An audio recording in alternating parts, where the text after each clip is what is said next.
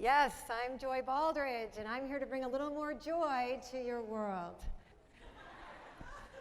Because it's tough out there at times. And then you recover, and it's tough, and you recover.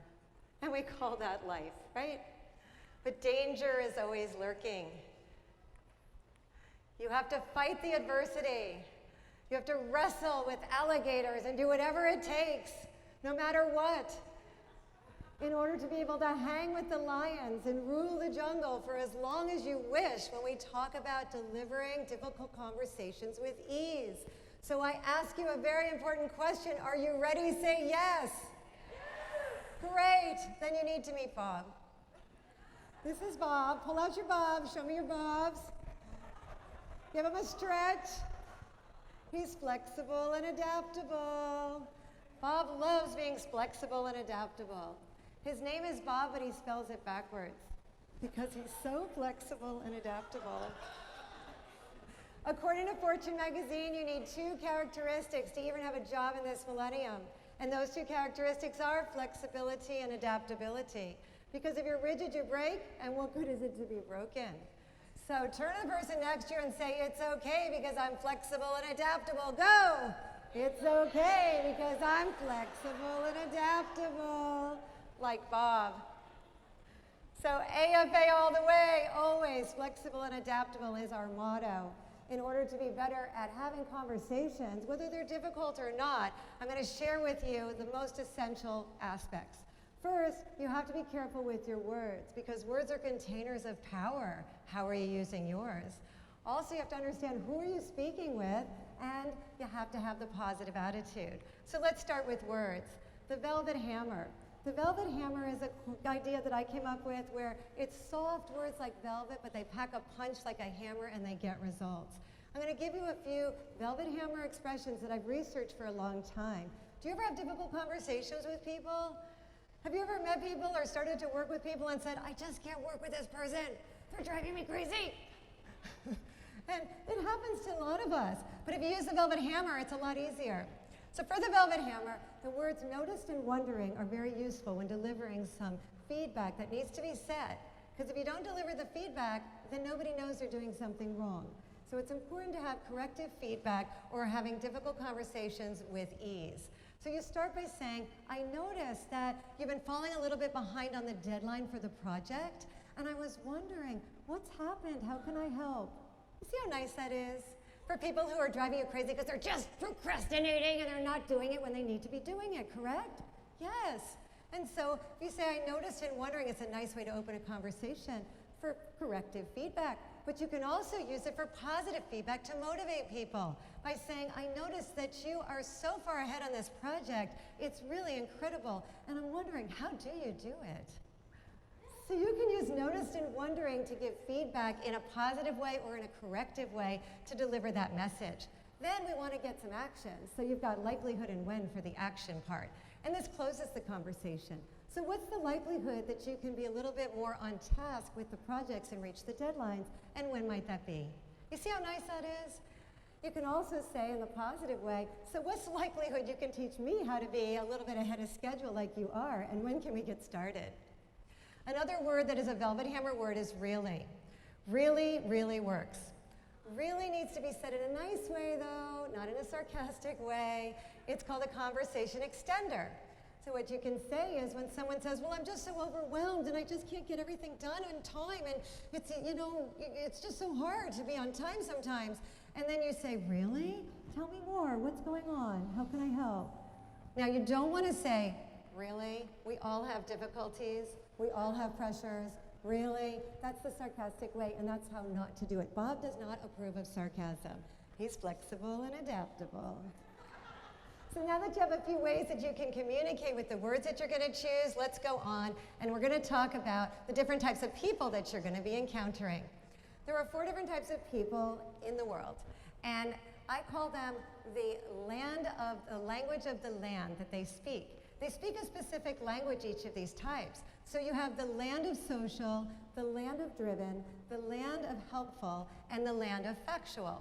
And each of these lands has a country of origin where they speak the language of that land. So the social tends to speak about being amazing a lot. That's their hot button. They're amazing, you're amazing, it's great, we're great, it's all great. You know people like this? Let me hear you, you amazing people. Woo! Yeah, I'm an amazing person too. And then the opposite of the land of amazing, the land of the social, is the land of the factual. I married someone from the land of the factual. They tend to actually marry because they're opposites and opposites attract. So from the land of the factual, it's all about being right. And I don't care that much about being right. Sometimes my husband will say, you know, you're right about that. And I'm like, well, you know what? I'd rather be amazing. But that's okay because I'm flexible and adaptable like Bob. So my husband's a builder. Would you rather have a builder who's factual and precise or someone who's amazing and social? I recommend the factual builder. So he was remodeling our home, and as he's remodeling it, I'm walking through saying, oh my gosh, this is amazing, it's so great, I love it. You know what he said? Yeah, I gotta go. And he would walk away, repel. So I thought, he's got a negative attitude. How did I marry a negative attitude guy? How did that work out? So I was upset, but then I started doing some research and I realized that he's just from a different land than I am. He's from the land of factual. So a few days later, I decided to walk in and say factual speak. So I said, honey, you know this addition? It's exactly how I pictured it, the way the beams line up so perfectly. And you know what he said? Yes, and look over here. You won't believe it. This is not, whoops, we dropped the clicker. Here it is. Flexible and adaptable.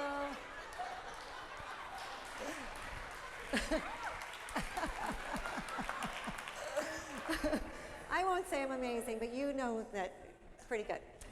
So he said, you know, this addition is exactly how I pictured it. And he says, look over here. He said, this beam is not level. It's eye level, not level level. Here's the level. See for yourself. I didn't really care about the level. But I do care about my husband, and I like being married. And so sometimes you have to be very flexible and adaptable. I always say that first 22 years are the hardest, and then it's easy to be married. So you've got the language of the land, you've got the social, the driven, the helpful, the factual. We've talked about a few, but let's talk about more. The helpful type, my assistant Eileen is the helpful type. I hired one of each type so I could study them, and I told them that they were in a study. So I learned a lot about what they liked and what their hot buttons were and how to speak to them. So with Eileen, she offered me some coffee one morning, and I said, no thanks, I'm fine. Then she offered me some tea, and I said, I'm good. Then she offers me a tuna sandwich that she's gonna go run and get for me. So you know people like this? They will keep asking if you want something until you say yes. So finally I had to say yes to something to get her to stop asking. She is a very lovely person, and she's attracted to the driven people because they're opposites as well. The driven, oh yes, let's hear it for the driven people. The driven people actually are not very expressive, so you know who you are, and you weren't shouting, I know. But sometimes the social people think that they're driven people because they want to be driven people, and so they do a little woohoo. But you don't see very woohoos with the drivens. So the drivens are more about the win. Help me win or get out of my way. Talk is cheap. Get it done. I don't have time for this. These are the types of the driven types of people. My attorney is a driven person. And that's good because we had problems with the house that we were buying. And there were liens on it. And so I said, how are you doing with the liens? And he said, I'm bird dogging the situation. I'll get back to you soon. I thought, oh, we're bird dogging. What does that mean?